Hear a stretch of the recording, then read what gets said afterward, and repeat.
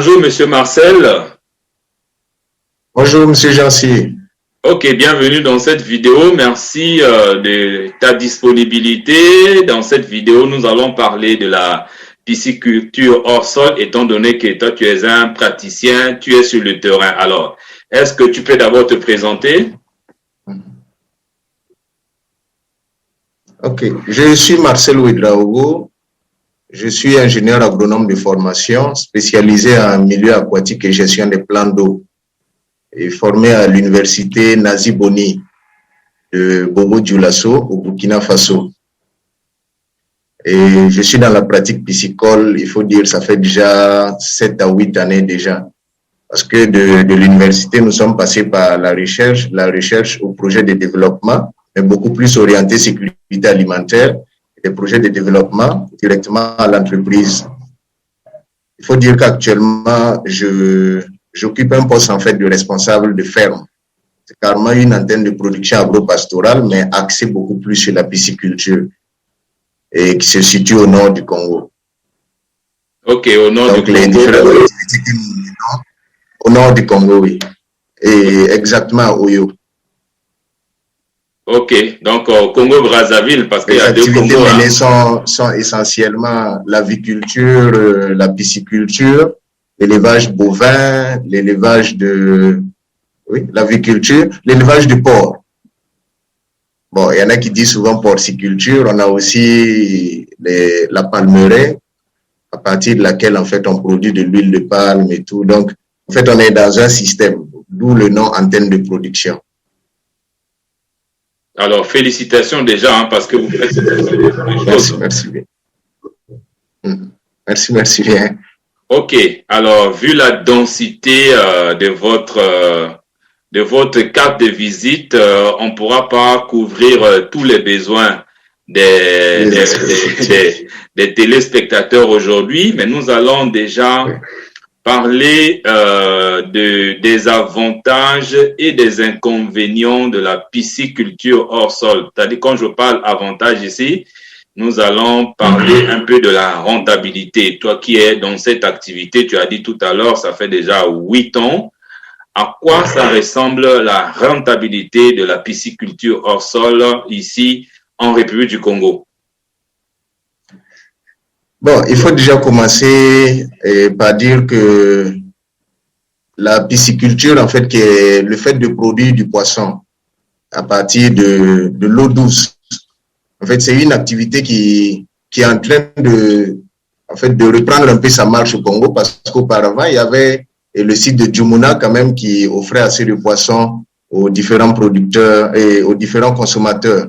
Et par après, il y a eu carrément comme une baisse d'activité et qui a conduit en fait à ce que les activités soient stoppées. Et actuellement, certains sont en train de revenir pour se lancer dans la pisciculture, mais beaucoup plus axés sur la pisciculture hors sol. Pourquoi? Parce que elle offre plusieurs avantages.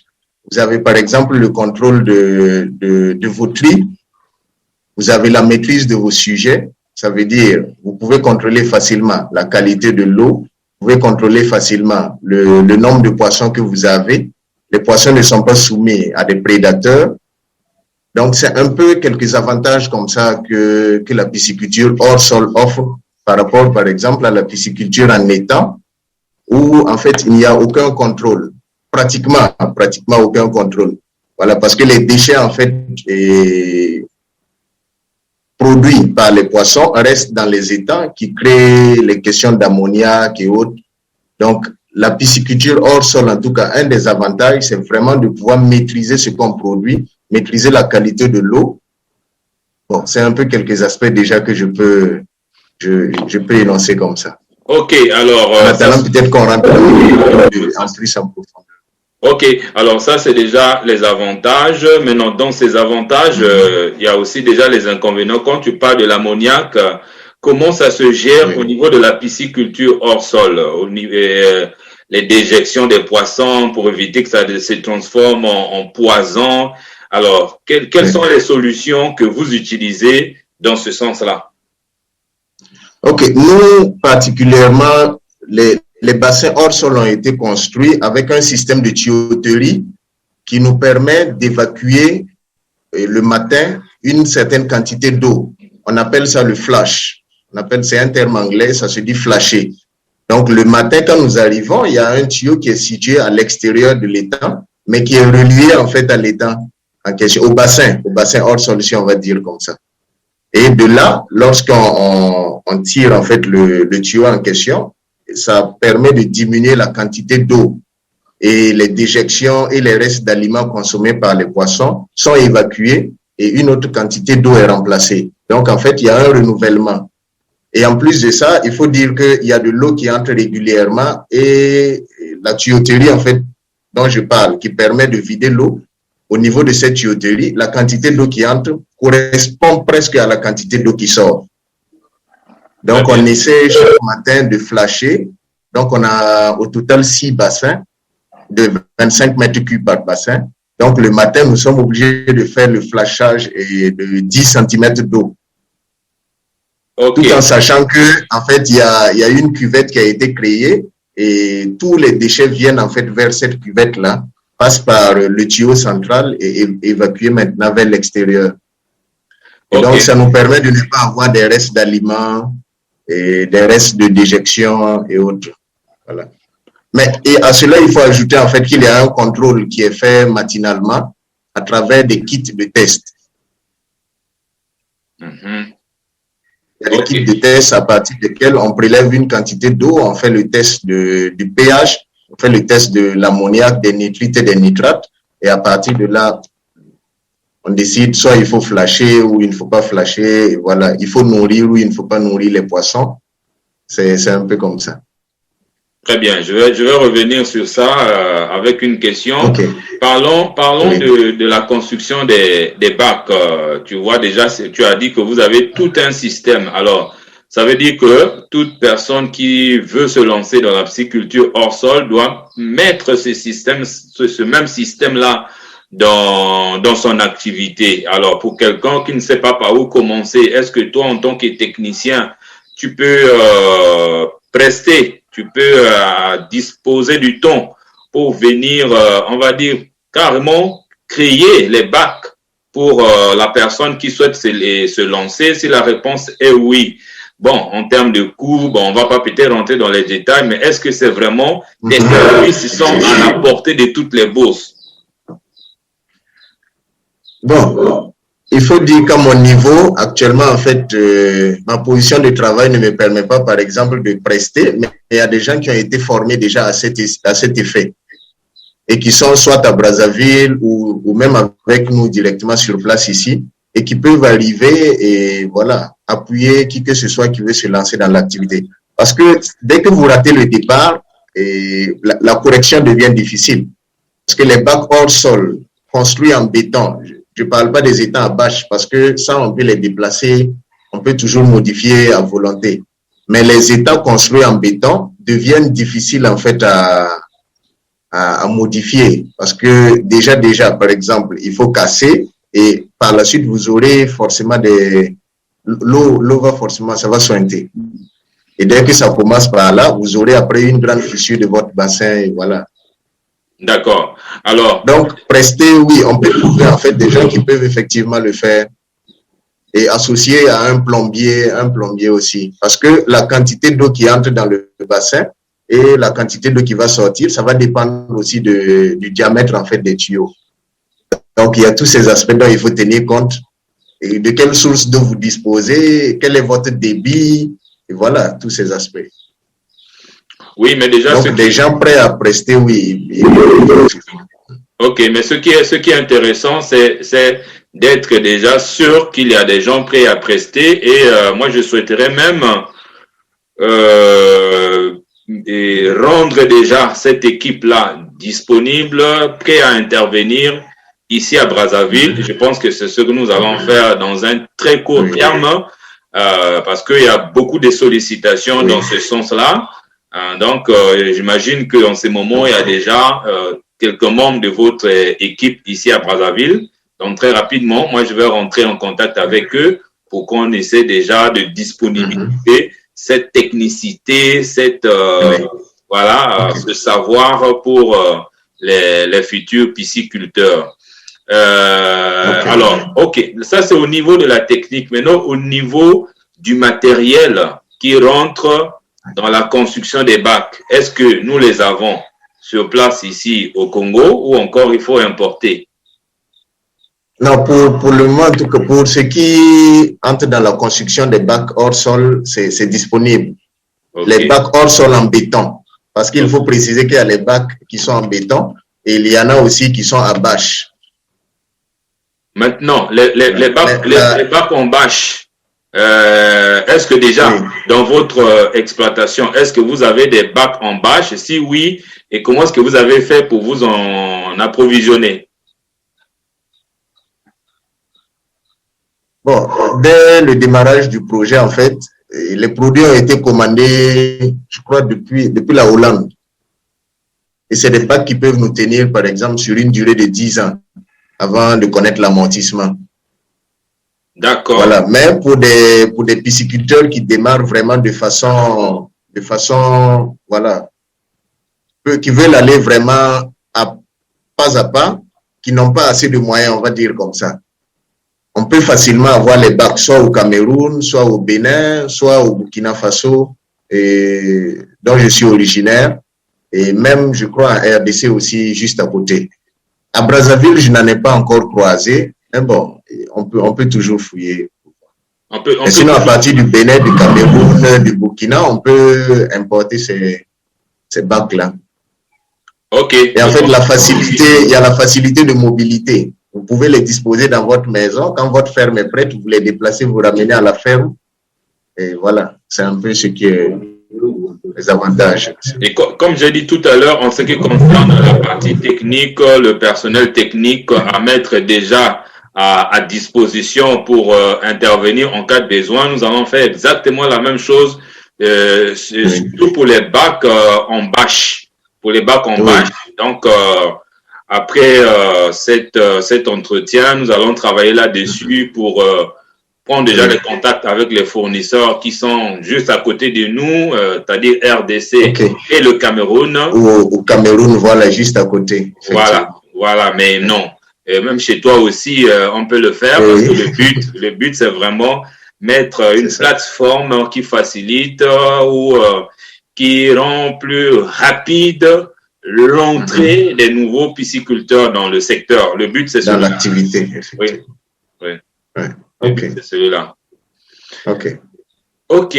Alors ça c'est déjà, nous avons parlé donc des bacs. Maintenant, la rentabilité proprement dite ou encore le coût de démarrage, bon, c'est vrai que on va pas donner peut-être tous les chiffres dans tous les détails, mais ce que tu peux donner, pour en ce qui concerne le coût de démarrage, si on doit prendre en ligne de compte la création des bacs, le personnel peut-être à payer dès les premiers mois, l'aliment, ça aussi c'est aussi un souci, je pense qu'il faut qu'on en parle même avant Oui, effectivement. Je pensais qu'on allait y revenir dans la pratique en fait hors sol, parce que oui. L'aliment pose effectivement problème ici. Comment est-ce que vous y prenez à votre niveau pour avoir l'aliment? Bon, une partie de l'aliment que nous utilisons en fait est produite sur place, mais il faut dire que ça coûte très cher parce que les ingrédients nous reviennent beaucoup cher. Nous travaillons par exemple avec un partenaire qui est Zotes et qui nous fournit par exemple du maïs, du tourteau de soja, du son de blé, de la farine de poisson. Voilà, avec ces éléments, nous essayons de formuler localement, mais il faut dire que ça nous revient très cher. Donc, on est obligé d'importer l'aliment. Et c'est l'aliment Ranan qui est importé d'Israël. Et en fait, sur une grande exploitation, quand vous essayez de calculer, ça nous profite plus d'importer que de produire sur place. Pourquoi? Parce que les matières premières sont vraiment coûteuses. Donc, ça veut dire que... Et l'avantage, en fait, aussi de cet aliment, c'est parce que c'est un aliment qui est flottant, contrairement, par exemple, à ce que nous produisons, qui n'est pas aussi flottant. Parce que notre activité principale, c'est l'élevage de tilapia. Le tilapia, il remonte en surface pour consommer son aliment, et voilà. Quand c'est de l'aliment qui descend, ça nous pose vraiment problème. Quelques personnes ont essayé de nous proposer des aliments aussi, mais bon, on n'a pas trouvé vraiment assez d'efficacité. Je capacités dedans.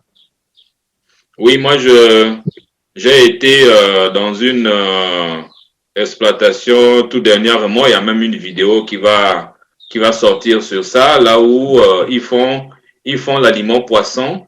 Non seulement qu'ils font l'aliment poisson, et ils font aussi la reproduction des alevins. Donc, Oui. je pense qu'avec eux, c'est déjà une solution. Ben, c'est pas aussi cher que ça aussi, le kilo. Je crois que ça doit être autour de 500 ou 400 francs, quelque chose de ce genre. Okay. Je vais encore prendre de plus amples informations. Donc, si à ce niveau-là, on en parlera après. Si à ce niveau-là, ça vous intéresserait de vous approvisionner, ils sont juste à, on va dire, à 7 ou 10 kilomètres au sud de Brazzaville, à Mafuta. Donc, je pourrais vous mettre en contact avec eux pour voir comment ça se passe. Maintenant, au niveau des alevins, à votre niveau, comment est-ce que vous faites? Nous procédons en fait à la reproduction sur place. Il faut dire qu'il y a une écloserie qui est mise en place. Et pour le moment, par exemple, pour les tilapias, le matériel d'éclosion est là. Le matériel pour l'incubation des œufs est là, sauf que ce n'est pas encore installé. Donc, nous sélectionnons les mâles et nous sélectionnons les femelles à part. Après, nous procédons en fait au croisement. Et quand on procède au croisement, dans les bacs hors sol, on récupère juste les larves et après, nous les nourrissons jusqu'au stade, voilà, à levain, et après, on les met dans les étangs pour le pré-grossissement. Et après le pré-grossissement, il faut faire le tri et les envoyer dans les étangs de grossissement. D'accord. Alors, est-ce que vous arrivez déjà à fournir à d'autres pisciculteurs, ou bien la reproduction que vous faites, c'est juste pour votre propre utilisation? Bon, quelques pisciculteurs sont déjà passés prendre des alevins avec nous, mais pas vraiment en grande quantité. Pas vraiment en grande quantité, parce que c'est des gens qui démarrent juste avec un étang, 2 étangs, mais vraiment des grandes exploitations, pas encore. Donc, il faut dire que nous produisons spécifiquement pour notre ferme. Même la reproduction des silures, qu'on va reprendre bientôt, nous faisons cela en fait pour nos étangs. Parce qu'en fait, on utilise les silures comme prédateurs dans nos étangs de grossissement de tilapia. Voilà. Très bien. Et en fait, je rebondis sur la question du hors-sol parce que quand je parle de prendre les tilapias, mettre en pré-grossissement, après les trier pour mettre en grossissement, c'est fastidieux. Parce qu'il faut utiliser des motopompes pour vider et tout ça. Après, on n'arrive pas à récupérer toute la quantité de poissons.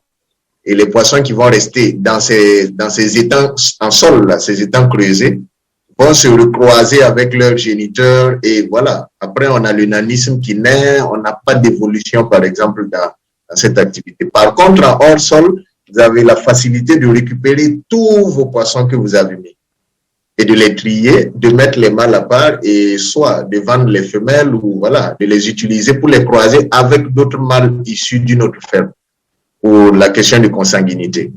Donc voilà un des avantages, par exemple, la pratique du hors-sol que je profite de glisser en même temps pour évoquer. Oui, hein, je comprends pourquoi il y a un tel engouement aujourd'hui en Afrique sur le hors-sol. Il y a plein d'avantages. Il y a plein d'avantages, oui. Comme tu es en train de le dire. C'est pour cette raison que nous, on essaie un peu d'aller fouiller les techniciens, les praticiens, afin d'essayer un peu de créer... de donner quand même voilà, un chemin à ces pisciculteurs qui veulent, ou bien à ces porteurs de projets qui veulent se lancer déjà. Exactement. Voilà. Ok, mais donc nous avons parlé de l'aliment, on a parlé de la création des bacs, on a parlé des alevins. Je pense que ce sont les points centraux de cette activité. Hein. Quand on a des alevins et qu'on a réussi à créer des bacs et on peut bien les nourrir, mais tout le reste, c'est maintenant le quotidien de ce que n'importe quel éleveur peut faire dans son activité. C'est ça. Maintenant, le hors-sol, ce qui est encore plus difficile, c'est parce qu'il faut maintenir un technicien sur le site. Pour la question de la qualité de l'eau, pour gérer l'aspect eau. Parce qu'à tout moment, vous pouvez avoir une variation de pH. Vous pouvez avoir, par exemple, de l'aliment que vous avez donné qui n'a pas été consommé, qui va se transformer, voilà. Et vous, le matin, vous pouvez venir vous rendre compte qu'il y a des poissons qui sont morts. Mais s'il y a un technicien sur place, il intervient assez rapidement. Mais dans les étangs creusés, on n'a pas besoin d'avoir un technicien sur place. Plutôt un gardien pour gérer les questions de vol, parce qu'il y a ceux qui viennent prélever la nuit. Mais sinon, les poissons s'alimentent avec le plancton, voilà. Et il y a la régulation naturelle de l'eau, sans souci. Oui, ce que tu as dit là, on va dire que c'est la règle générale de toute activité. Hein. Quand on est sur place, ça va mieux. C'est ça, effectivement. Oui. Quand on est sur place, vraiment, ça va mieux. Et quand on n'est pas là, on peut être toujours surpris, hein, les mauvaises surprises. C'est ça. C'est ça. Oui. Ok, mais non. Voilà un peu. Je ne sais pas si tu as un message particulier sur lequel tu souhaitais quand même insister pour les futurs pisciculteurs. Ça, c'est maintenant en tenant compte de ton expérience. Hein, déjà, comment est-ce que tu as fait pour arriver là où tu es aujourd'hui? On est en Afrique, on est dans des pays où on dit, bon, le travail, c'est difficile. Et même quand on est employé dans une ferme, ben, on peut se faire virer ou encore pour se lancer. On réfléchit, on pèse le pour et le contre. Et il y en a qui retardent même à se lancer. Est-ce que vraiment tu as des conseils pratiques à donner dans ce sens-là? Bon, déjà à l'endroit de la jeunesse, parce que en fait, l'université, par exemple, nous a formés à travailler soit dans des entreprises, soit dans des bureaux.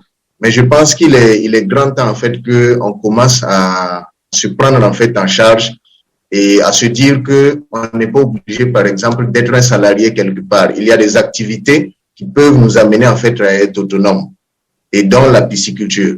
Et il ne faut pas hésiter à se lancer. Mais avant de se lancer, il faut vraiment se faire former. Même nous qui sommes sur le terrain, nous ne manquons pas de formation. En 2017, par exemple, nous étions au centre Songhai pour voir comment ils procèdent, comment ils fonctionnent.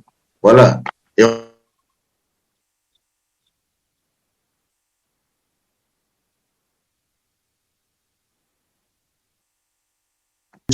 on démarre et on se fait accompagner. Vous me recevez? Oui. Très bien. Oui, on se fait accompagner par des techniciens parce qu'il y en a qui lisent un livre, ils lisent 2 livres, après ils se lèvent et ils vont se lancer. Et après, quand ils rencontrent par exemple des pertes, ils disent non, l'activité n'est pas rentable. Mais c'est parce qu'en fait, tu n'as pas côtoyé les personnes qu'il faut. Donc, à ce niveau, vraiment, moi, j'insiste d'abord sur la formation et aussi chercher à acquérir en fait les alevins auprès des personnes vraiment ressources. Des personnes ressources, parce que vous pouvez aller récupérer des alevins nés auprès de quelqu'un qui ne s'y connaît pas en pisciculture et après, vous allez encore dire que l'activité n'est pas rentable. En fait, c'est ce qui fait que beaucoup abandonnent. Donc, il faudrait vraiment qu'il y ait, je ne sais pas si on va appeler ça une plateforme, mais comme un réseau de pisciculteurs qui va vraiment orienter les gens, en fait, vers, je vais dire, voilà, vers, en fait, des gens à succès et auprès desquels, en fait, ils peuvent réussir. Parce que beaucoup tiennent leur argent en banque ou à la maison, disent non, mais qu'est-ce que je vais faire avec, qu'est-ce que je fais avec? Mais essayez de vous lancer. Essayez de vous lancer. Non, et il y a toujours, en fait, ceux qui accompagnent. Donc, par exemple, M. Jean Cyr. Voilà. Alors, voilà. Et je suis sûr qu'au fur et à mesure, l'État aussi va prendre conscience qu'il faut vraiment amener les jeunes à l'entrepreneuriat parce que tous, ils ne veulent pas intégrer la fonction publique. Le privé aussi, de plus en plus, avec la crise, n'arrive pas à recruter. Mais il faut créer maintenant des emplois individuels. Et associer, par exemple, la pisciculture à la maraîchère-culture. Vous récupérez l'eau de vos bassins hors sol et vous les utilisez pour la production de légumes. Et voilà. Mais dans tout ça, il faut arriver d'abord à se faire former.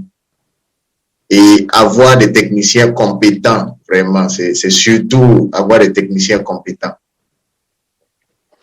Donc, c'est un peu le message que j'ai à passer. Il ne faut pas hésiter. Le Congo, c'est encore un terrain vierge. Il y a beaucoup de cours d'eau. On peut toujours améliorer la qualité de l'eau. Voilà. On peut faire beaucoup de choses. Beaucoup de choses peuvent être faites. Aujourd'hui, nous sommes en train de parler de hors-sol, mais on oublie, par exemple, il y a les, bon, pas un oubli, mais il y a aussi les cages flottantes qui peuvent être aussi implantées sur certains cours d'eau. Et ces personnes-là vraiment ont besoin d'être guidées. Donc, le message aussi, c'est à votre endroit, Monsieur Jean Cyr, il faut vraiment un réseau de pisciculteurs, voilà, pour essayer de guider ces personnes qui ont les moyens et qui ont souvent peur de se lancer. Je pense que c'est surtout la tu as tout dit. En ce qui concerne le réseau, il est déjà en cours de construction.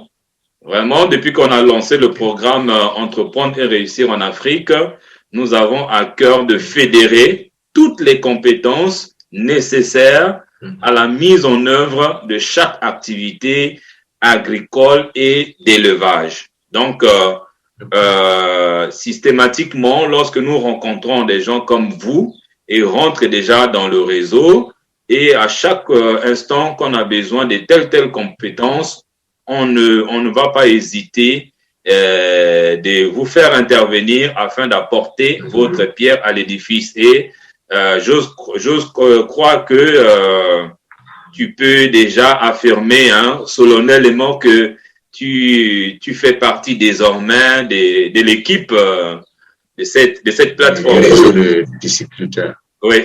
Okay. En tout cas, merci pour l'honneur que vous me faites. D'accord.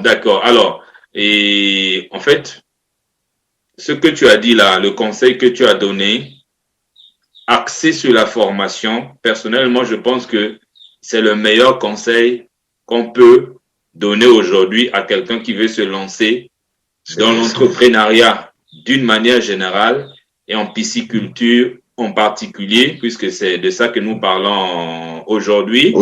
Et c'est la raison pour laquelle nous avons déjà une formation disponible sur la pisciculture hors sol pour ceux qui veulent déjà avoir une idée sur les différents détails de cette offre. Il suffit simplement de cliquer dans le lien, d'aller dans la description de cette vidéo puisque ça passe sur YouTube et aller trouver le lien sur la pisciculture. Le titre, c'est comment lancer une ferme de pisciculture qui rapporte gros. Vous cliquez là sur ce lien-là qui est juste en bas de la vidéo dans la description et vous allez trouver le lien et n'oubliez pas vraiment de vous abonner aussi sur cette chaîne YouTube. Alors, Monsieur Marcel, avant de te laisser partir, je veux revenir un peu sur la qualité de l'eau parce que il dit que l'eau de la pompe, par exemple, n'est pas directement utilisable en pisciculture hors sol. Mais quelque part aussi, j'ai rencontré d'autres experts qui m'ont dit il suffit simplement que cette eau reste, par exemple, 30 ou 1 heure dans un fût ou dans un bac. Effectivement. En contact avec le soleil, l'eau est traitée et lorsque ça rentre dans les bassins, elle est déjà propre. Tu confirmes ça? Effectivement. En fait, l'eau de robinet, le fait qu'on l'utilise, certains pensaient en fait qu'on ne pouvait pas l'utiliser, c'est dû au chlore. Voilà, c'est comparatif aussi à l'eau de piscine. Vous voyez, par exemple, c'est traité avec le chlore. Mais lorsque il y a 2 solutions. Vous pouvez avoir un fût de 1000 litres, les 1 mètre sur 1 mètre sur 1 mètre. Il y a des tonneaux blancs. Ou bien votre cuve. Vous découpez le haut et lorsque le fût est rempli, vous laissez juste s'évaporer. Parce que c'est juste un gaz, ça va s'évaporer. Au bout de maximum 6 heures, votre eau passe dans vos bassins sans problème. Et le fait que l'eau est en train de tomber en cascade, parce que l'eau ne rentre pas directement en contact avec l'eau qui est dans le bassin, mais ça tombe comme en cascade.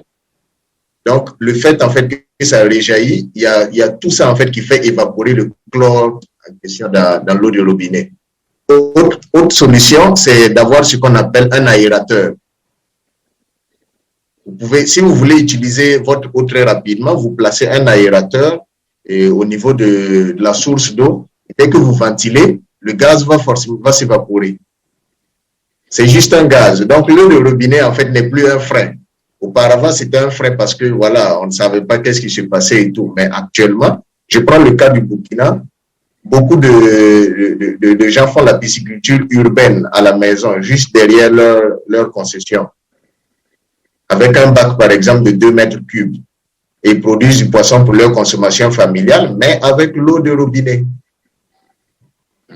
Et donc, il faut dire que c'est bien possible. Et il y a même un projet actuellement développé par l'État pour appuyer les ménages, en fait, à développer la pisciculture urbaine. Voilà. Donc, c'est des aspects dont il faut tenir compte aussi. OK. Mais ce qui est déjà génial, c'est que nous avons toutes les solutions entre nos mains. Donc, tout ce qu'il y a à faire, c'est on va dire, d'encourager les pisciculteurs à rentrer dans l'activité et oui. le succès est au rendez-vous. Oui, succès au rendez-vous. Et surtout, il ne faut pas oublier d'améliorer les compétences parce que de jour en jour, les choses changent. Exactement. Aujourd'hui, vous pouvez utiliser telle méthode.